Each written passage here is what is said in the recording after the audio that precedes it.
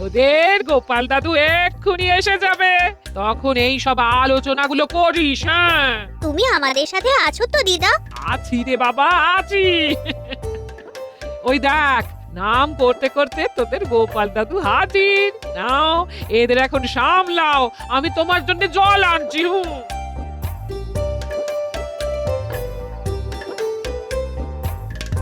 বল শুনি। গোপাল দাদু, আর কিছুদিন পর বাংলার নতুন সাল আসছে। তা তো আসছে, তা আমাকে কি করতে হবে? আমরা সেদিন সবাই মিলে চড়ুই ভাতি করব। মহারাজকে একটু বলো না গো গোপাল দাদু। কি গো, শুনলে নাতি নাতনিরা কি বলছে?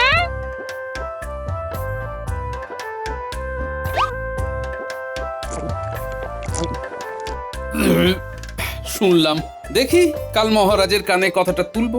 ব্যাস, তোদের দাদু যখন বলেছে তখন ধরে রাখ, নতুন বছরের দিন তোদের চড়ুই ভাতি হচ্ছে।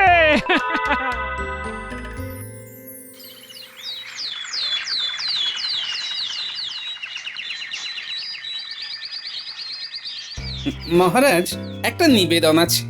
ভয়ে বলবো না নির্ভয়ে বলবো মহারাজ?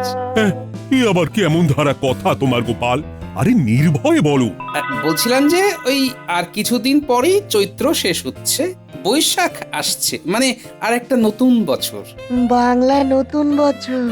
মহারাজ, আমরা ইংরেজ সাহেবদের সঙ্গে ইংরেজি নতুন বছর পালন করি খুব ধুমধাম করে।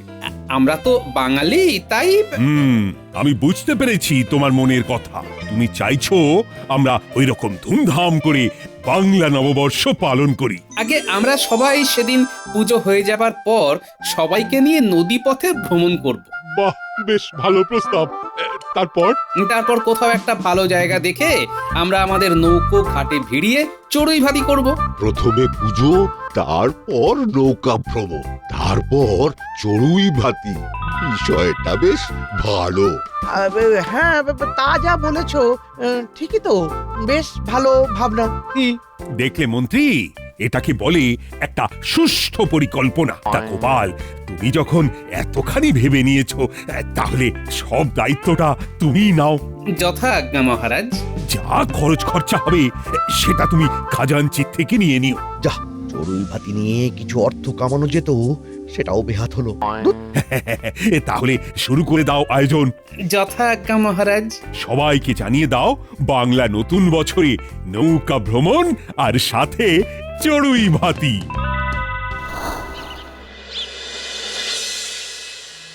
শুনুন শুনুন শুনুন, এবারের নববর্ষের দিনে নৌকা ভ্রমণ ও চড়ুই ভাতির আয়োজন করা হয়েছে। মহারাজের ইচ্ছে গ্রামের সমস্ত মানুষ যেন এই নৌকা ভ্রমণ ও চড়ুই ভাতিতে অংশগ্রহণ করে। সবার জন্যে এটা মহারাজের আমন্ত্রণ। শুনুন শুনুন শুনুন। শুনেছিস? তার মানে গোপাল দাদু মহারাজকে রাজি করিয়েছে। উফ, কি মজা, কি মজা! নৌকা ভ্রমণ আর তার সাথে চড়ুই ভাতি। বাংলা নতুন বছর আসতে আর কতদিন আছে বলতো? দিনের হিসেব জানি না, তবে বেশি দিন নেই সেইটা জানি। শুনেছো তো ভোলা? শুনলাম তো, এইমাত্র এখান থেকে ওই ঘোষক বলতে বলতে গেল। কি মজা সকলের সাথে একদিন সময় কাটানো। শোনো, সেদিন কিন্তু অনেক মিষ্টি লাগবে। কত মিষ্টি চাও? সকালের প্রাতরাশ, তারপর মধ্যাহ্ন ভোজন, তারপর বিকালে, তারপর ফেরার সময়। সব হয়ে যাবে, কোনো চিন্তা করো না, তুমি নিশ্চিন্তে থাকো।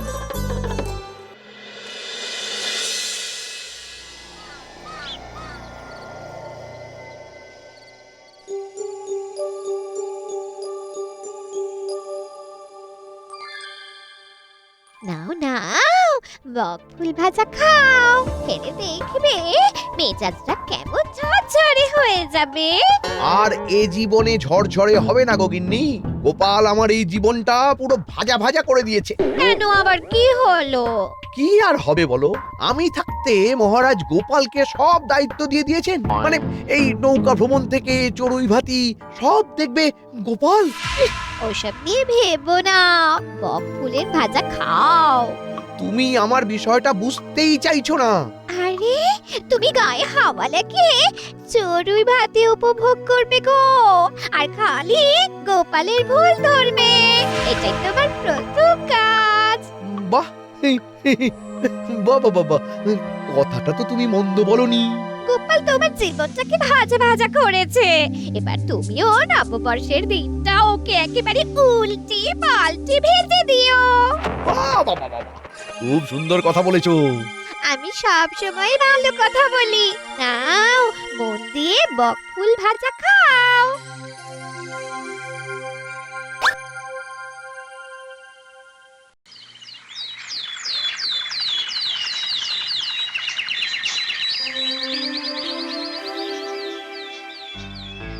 মহারাজ, সব আয়োজন প্রস্তুত, বাজার হাট সব হয়ে গেছে, ভোলাকে মিষ্টির দায়িত্ব দিয়ে দিয়েছি। গোপালের একেবারে পাকা কাজ, কোথাও ভুল ধরার উপায় নেই। আমি তো ভুল ধরবো সেই দিন, পদে পদে ভুল। মহারাজ যখন গোপালকে দায়িত্ব দিয়েছেন তখন তো ভেবেই দিয়েছেন। বাবারে, আমার হয়ে কথা বলছেন মন্ত্রী মশাই?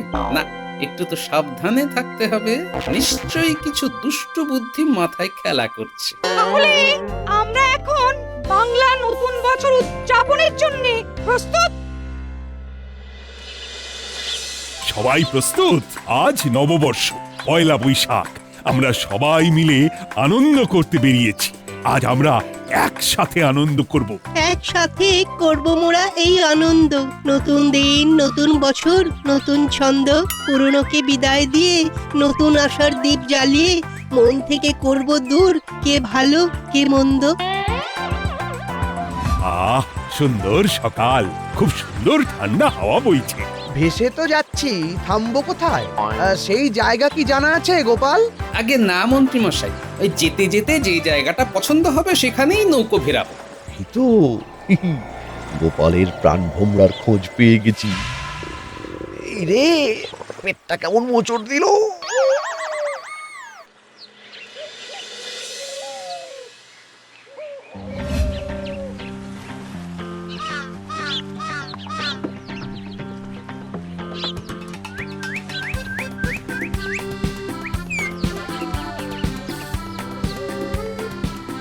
সত্যি গোপাল করে দেখালো বটে।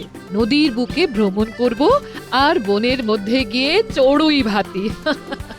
আচ্ছা রানীমা, নৌকো তো চলছে, আমার জায়গা থেকে জানা আছে। ওসব নিয়ে একদম ভেবো না মন্ত্রী বউ, ওসব গোপালের মাথায় ঠিক আছে। ও গোপাল, এবার তো হালকা খিদে খিদে পাচ্ছি, সবাইকে প্রাতরাশটা দিতে বলে দাও। ঠিক আছে। এই রে, আমার পেটটা কেমন যেন গুড়গুড় করছে, একটু যদি হালকা হওয়া যেত। এই গোপাল, একটু ঘাটের দিকে নৌকোটাকে ফেরাও। না না না না না না না, এইখানে একদম ফেরানো যাবে না, এইখানে খুব সাপের উপদ্রব। ভোলা, তোমরা নৌকোটা নিয়ে একটু এগিয়ে এসো, সকালবেলা জল খাবারটা দিয়ে দাও। ঠিক আছে গোপাল দাদা। মাঝি, ওই দুটো নৌকার কাছে তুমি চলো, আমি খাবারগুলো সবার হাতে তুলে দেব। আমিও তোমার সাথে হাত লাগাচ্ছি। গোপাল, সত্যি এই জঙ্গলে সাপ আছে? হ্যাঁ মন্ত্রী মশাই, খুব বিষধর সাপ আছে, এক ছোবলেই একেবারে ঘুম পাড়িয়ে দেবে। সেই ঘুম আর ভাঙবে না। সাপের ছোবল? ওরে বাবা, তাহলে একটু চেপে বসি আর অন্য কিছু চিন্তা করি। হ্যাঁ, গোপালের পেছনে কেমন করে লাগতে হবে সেটা বরং চিন্তা করি।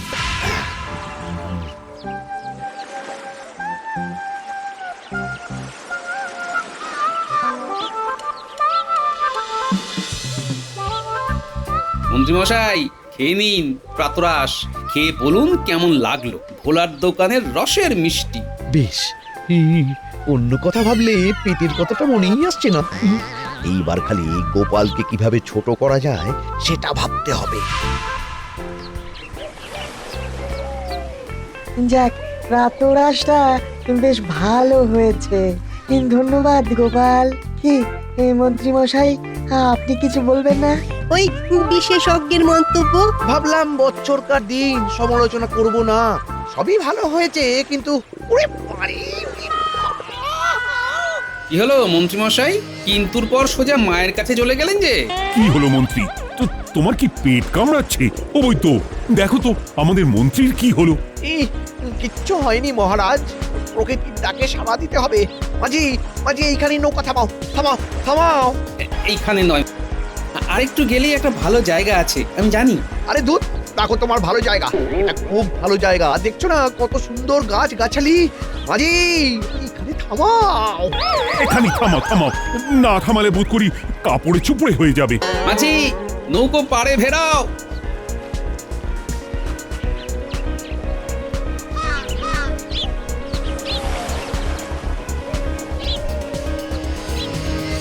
হঠাৎ কি হলো? কি জানি, বুঝতে পারছি না। কতবার বলেছি, বয়স হয়েছে, জিভে একবার একটু লাগাম দাও। কি কার কথা শুনি?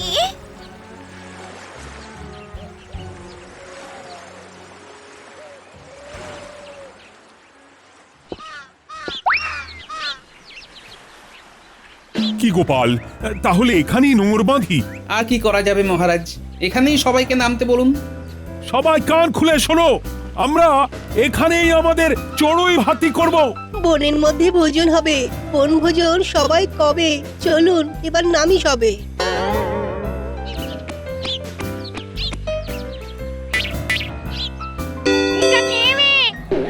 কি করছে?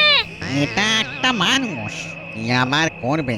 যখন মানুষ চিনিস তখন তুইও যেটা করতিস সেটাই করছে, প্রকৃতির ডাকে সাড়া দিচ্ছে। আমাদের নাকের ডগায়? আরে ভূত হলেও গন্ধ তো নাকে আসে নাকি? না, কিছু একটা করতে হবে। কি করবি? এই আবার কি হলো? এই, আমার আমার মাথার পাগড়িটা পড়লো কি করে? ঠিক যেন মনে হলো কেউ হাত দিয়ে ফেলে দিল। নির্ঘাত গোপালের নাতি নাতনিদের কাজ, লুকিয়ে গুলতি দিয়ে আমার মাথা থেকে পাগড়িটা ফেলে দিল।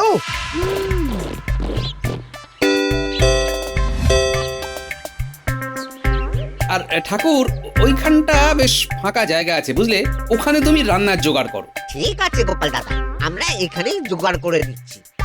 এই তোমরা এদিকে চলে এসো, চলে এসো। খুব ভালো জায়গা বেছেছো গোপাল, ফাঁকা জায়গা। কি রে অদ্ভুত, এরা এখানে চড়ুই ভাতি করতে এসেছে।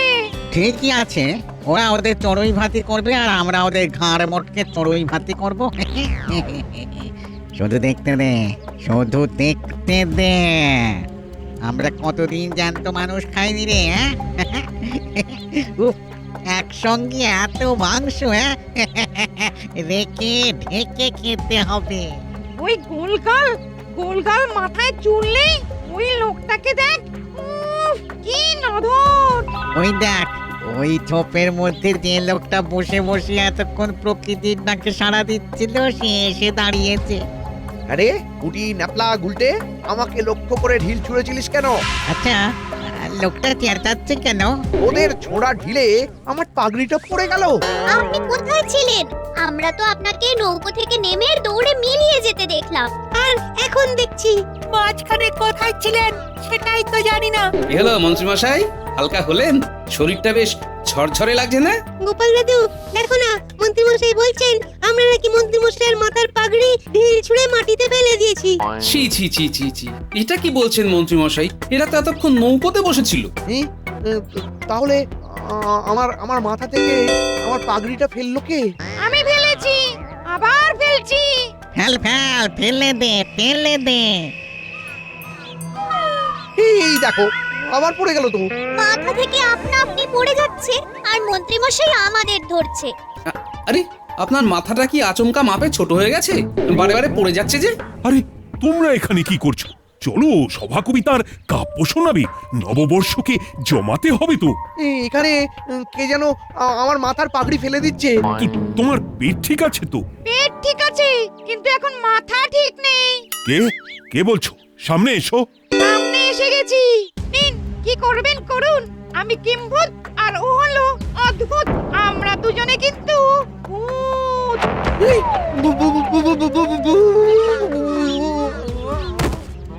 একটা কষলো, কিন্তু এর শরীরে সেই রকম মাংস নেই, দড়ির মতন চেহারা।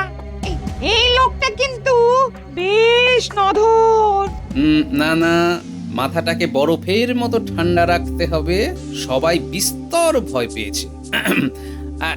শোনো, তোমাদের সব কথা শুনবো, আগে আমাদের চড়ুই ভাতি করতে দাও। তোমরা আমাদের জায়গায় এসেছো চড়ুই ভাতি করতে, এবার আমরা চড়ুই ভাতি করব। ও গোপাল, এ কোথায় এলাম? নববর্ষের দিনে শেষে ভূতের পেটে যাব। সর্বনাশ, সবাই ভয় পেয়েছে। না না না, আমাকে ভয় পেলে চলবে না। তোমরা কি ভূত? সন্দেহ আছে? তা বাবু, তোমাদের ভূত বলে মানতে আমার একটু কেমন বাঁধো বাঁধো লাগছে, বুঝলে?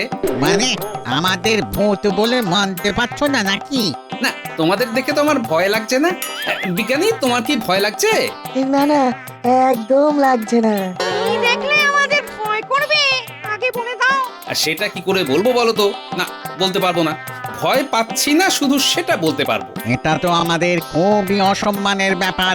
চল একটু নিজেদের মধ্যে আলোচনা করে আসি। শোনো, আমরা নিজেদের মধ্যে একটু আলোচনা করে আসছি। ঠিক আছে, যাও আলোচনা করো। আমরা আমাদের রান্না বান্না এগিয়ে নিয়ে যাই। বেলা হয়ে গেলে সবার খিদে পাবে। নতুন বছরে তো সবাই আনন্দ করতে এসেছে। এ কি ভয়ঙ্কর মানুষ রে, এমন করে বলতে যেন আমরা দুধে ভাতে। এই লোকটা কিরকম সুন্দর ভয় পেয়ে গেল, আর এই লোকটা মোটে ভয় পাচ্ছে না। না না, আমাদের একটু আলোচনা করতেই হবে। চল অদ্ভুত। সভাকবি, চলো তোমার কাব্য শুনবো। আরে চলো চলো, কিচ্ছু হবে না। আরে আমি আছি না। ও রাজবৈদ্য মশাই, আরে মন্ত্রী মশাইকে কিছু ঔষধ দিন, জ্ঞান ফেরান। ভূত আমাদের নিয়ে আতান্তরে পড়েছে, ভাবা যায় না।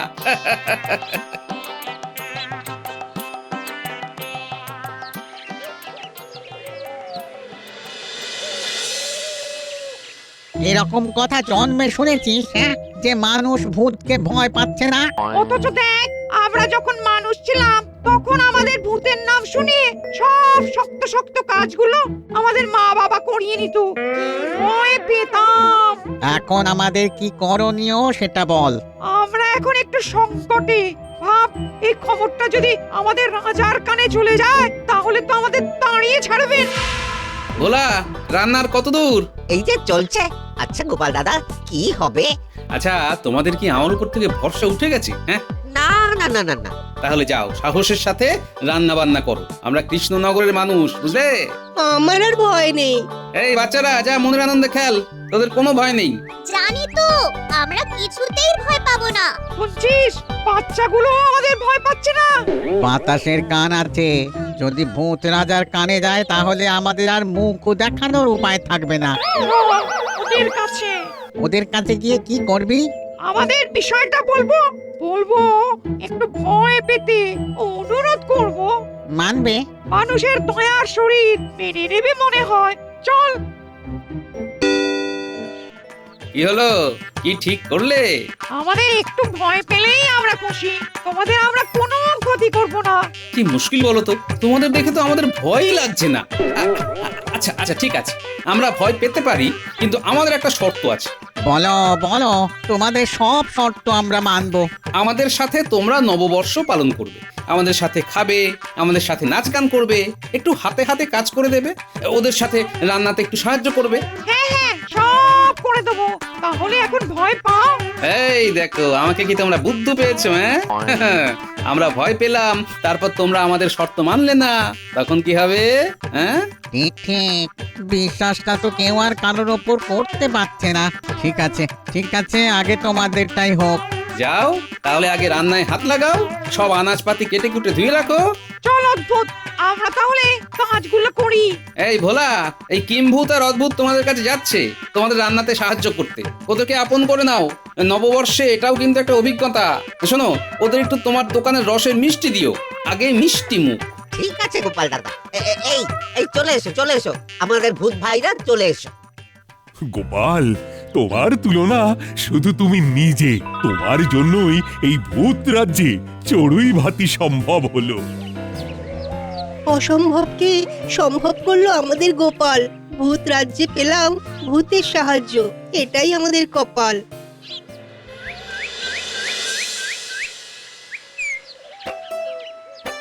আমাদের সাথে মিশে তোমাদের কেমন লাগলো? খুব ভালো। আমাদেরও তোমাদের দুজনকে খুব ভালো লেগে গেছে। তোমাদের ছেড়ে যেতে ইচ্ছে করছে না গো। তাহলে আমরা এখন কি করব? আচ্ছা, এত ভালো মন যাদের, তাদের কি ভয় পাওয়া যায়? হ্যাঁ, ভয় পাওয়া যায় না না? না গো, ভয় পাবো কাদের? যারা বদমাস, অন্যের ক্ষতি করে তাদের। তোমাদের তো ভালোবাসবো, নতুন বছরে তোমাদের পেলাম। এবার বলো আমরা কি করব? আমাদের ভয় পেতে হবে না, আমাদের ভালোবাসো। কি কি বল কিম্ভূত? ঠিক বলেছিস অদ্ভুত। ভালোবাসা পাওয়া খুব ভাগ্যের। ভূত রাজা যদি আমাদের সমাজ থেকে বের করে দেয় তাতেও কিছু যাবে আসবে না। আমরা মানুষ হওয়ার জন্য অপেক্ষা করব। বাহ বাহ বাহ, খুব ভালো লাগলো ভাই তোমাদের কথা শুনে। তাহলে আমাদের হাসি মুখে বিদায় দাও, চলি গো।